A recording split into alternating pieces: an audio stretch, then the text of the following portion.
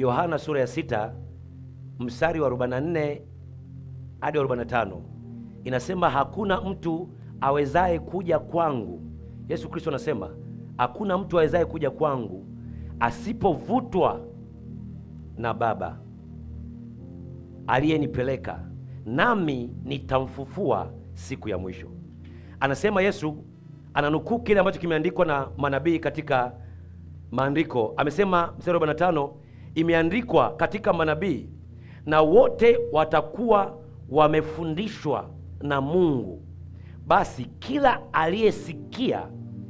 aliyesikia na kujifunza kwa Baba huja kwangu. Kujifunza kutoka kwa Baba.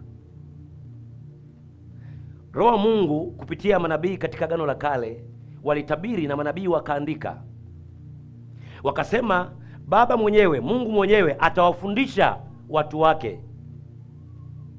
Wale watakaojifunza kutoka kwa Baba, wale watakaosikia na kujifunza kutoka kwa Baba, Baba atawavuta, atakuwa ni wa kwake.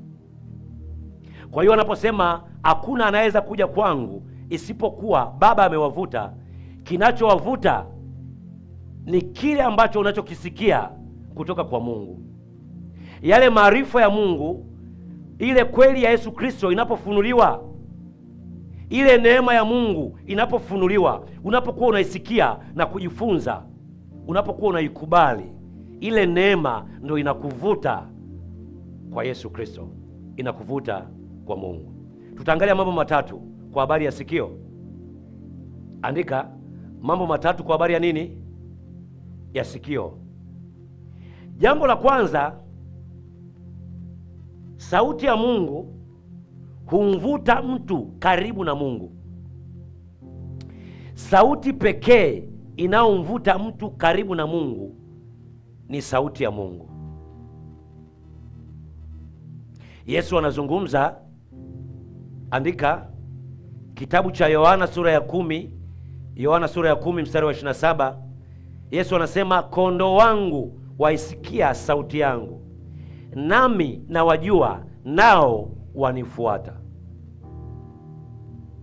Yoyote aliyefanywa kuwa ni kondoo wa Yesu Kristo, aliyefanywa kuwa ni mwana wa Mungu, huwa anaijua sauti ya mchungaji, anaijua sauti ya Mungu, sauti ya Yesu Kristo.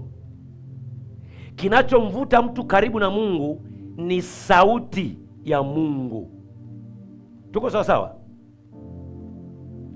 Kwa hiyo yoyote anayefuata sauti ya Mungu au anayefuata kweli ya Mungu, neno, maarifa ya Mungu yaliyofunuliwa kuhusiana na Yesu Kristo, anapata neema, anapata kibali cha kutambua, cha kufahamu, cha kumjua Mungu na kuvutwa karibu na Mungu. Hilo ni jambo moja kuhusiana na sikio.